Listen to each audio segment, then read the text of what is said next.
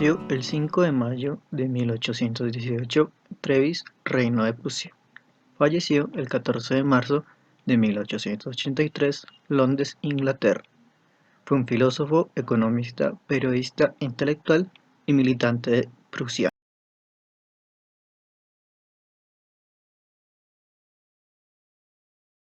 Karl Marx abarcó diferentes campos del pensamiento, como la filosofía, la historia, la política, la sociología y la economía, aunque no limitó su trabajo solamente a la investigación, pues además incursionó en la práctica del periodismo y de la política. El marxismo se utiliza para denominar las teorías de Marx sobre la sociedad, la economía y la política.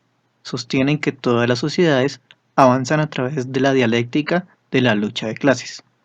Fue muy crítico de la forma socioeconómica vigente, el capitalismo, la que llamó como la dictadura de la burguesía, afirmando que se llevaba a cabo por las acaudaladas clases dueñas de los medios de producción para su propio beneficio.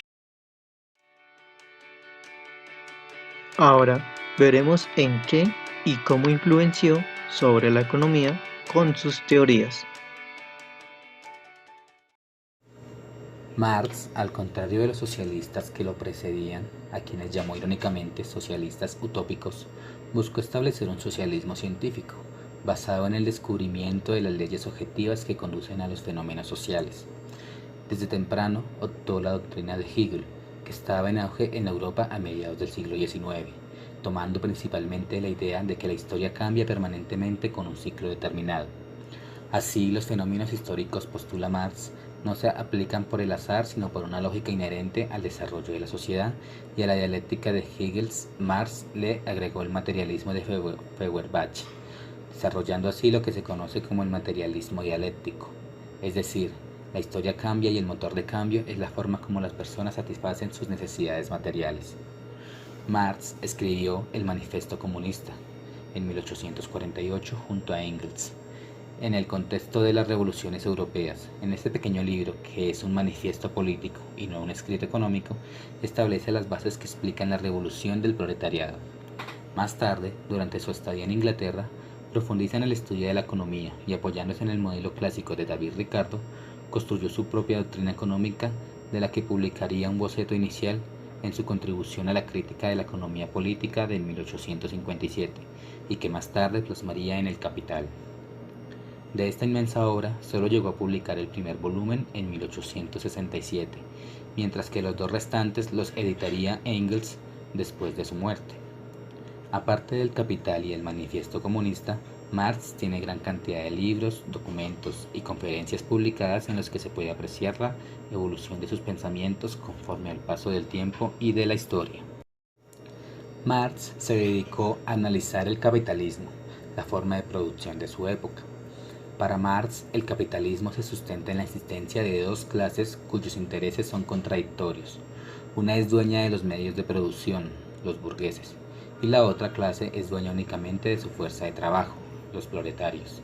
Burgueses y proletarios están enfrentados en lo que el autor define como lucha de clases, es decir, dos grupos antagónicos con intereses contrapuestos. Este conflicto no era algo nuevo. Según Marx, siempre había existido a través de la historia en las sociedades de clases.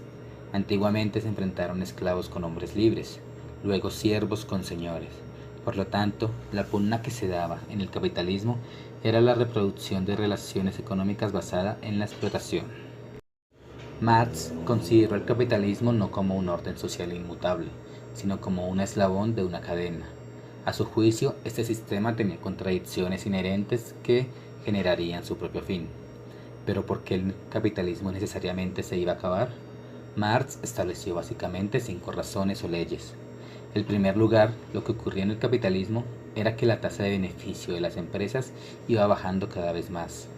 Marx tomó este argumento de los economistas clásicos, especialmente de David Ricardo, y adquirió un rol clave en su análisis. En segundo lugar, la tasa decreciente de ganancia permitía competir solo a los más eficientes, por lo que las pequeñas empresas no tenían posibilidad alguna de hacerlo.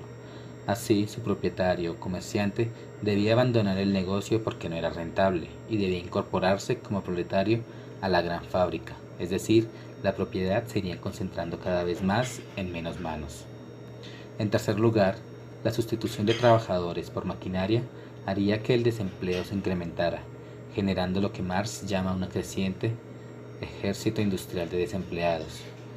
De este modo, aumentaría progresivamente la miseria de la gente, ya que por una parte habría más desempleados y por otra los que estuvieran desempleados serían cada vez más explotados para compensar la baja de los beneficios de los empresarios. Finalmente, y producto de todo lo que ya se ha señalado, Marx predijo que la crisis y depresiones serían cada vez mayores y que afectarían cada vez a más personas. La consecuencia lógica de estas leyes para Marx era la revolución del proletariado. En algún momento, la gran masa se iba a levantar generando una revolución de la cual surgiría una nueva sociedad, la sociedad comunista, donde no existirían relaciones de explotación en lo económico ni relaciones de dominación en lo político e ideológico.